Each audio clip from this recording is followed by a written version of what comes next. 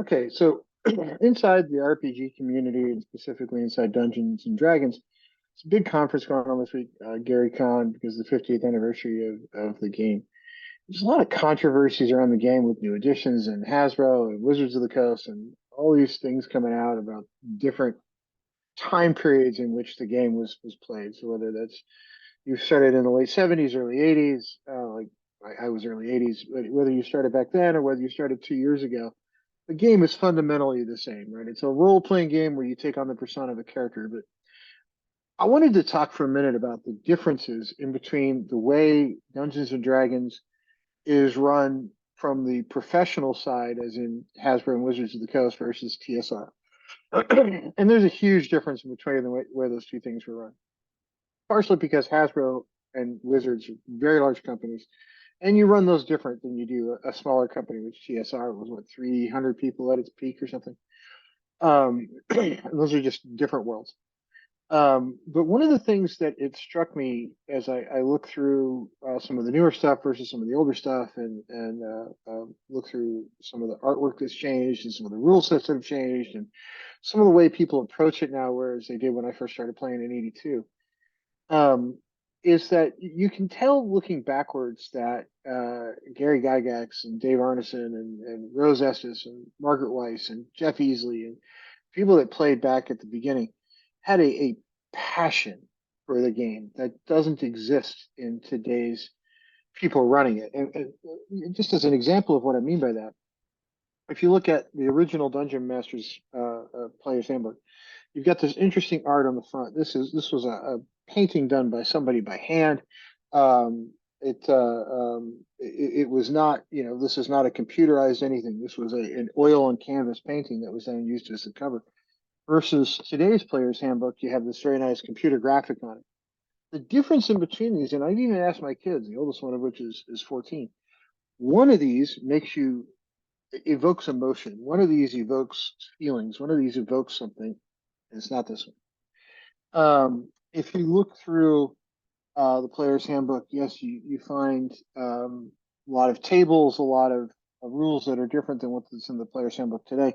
But you also find these sorts of drawings. These are all done by hand. They're done by people who really thought through what they wanted it to look like. And I'm not saying today's artists don't think through it. I'm not saying that at all. I'm just saying there's a difference. And if you open the player's handbook from today, you get these fantastic computer graphics, but they're just out there computer graphics. And to me, the difference in between what's being produced inside these, both in art and even in the writing, forget anything else, but the artwork, the writing, the rule sets, there's less passion here than there is here. There's passion in this. There's feeling in this. People poured their hearts and souls and guts into this, right? This was not something that was just sort of thrown together on a whim, right? This was something that people stayed up until 1, 2 o'clock in the morning, worrying over, did I get it right? Am I not getting it right? And I'm not saying that the people working on it today aren't passionate, but the amount of just drive they had to produce the perfect RPG was different when people were working at TSR. And I think a lot of the people that work at Wizards and Hasbro, okay, they're passionate for their job, but I've worked at big companies. I was passionate about the paycheck. Yeah, I was passionate about what I was working on. Right? You know, getting the raise, getting the promotion, but it was all, about a financial reward. And so I think what you're finding is the difference between the people like, oh, the old versions are better than the new versions. But the old versions were put together by people who had a driving passion for it. They really wanted to see somebody else have as much fun as they had playing the game, actually playing the game. And now it's being run by people who don't really play the game. And that's the big difference in between the two.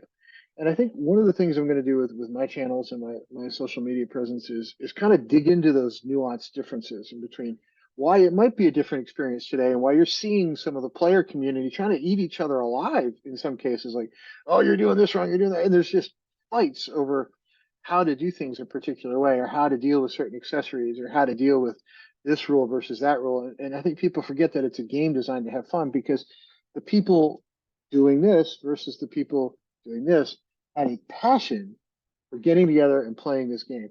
That's the big difference.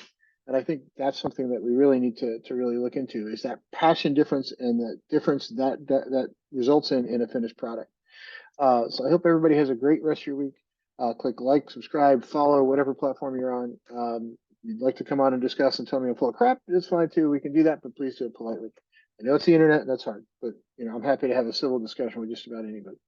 But everybody have a great day, and let me know what you think.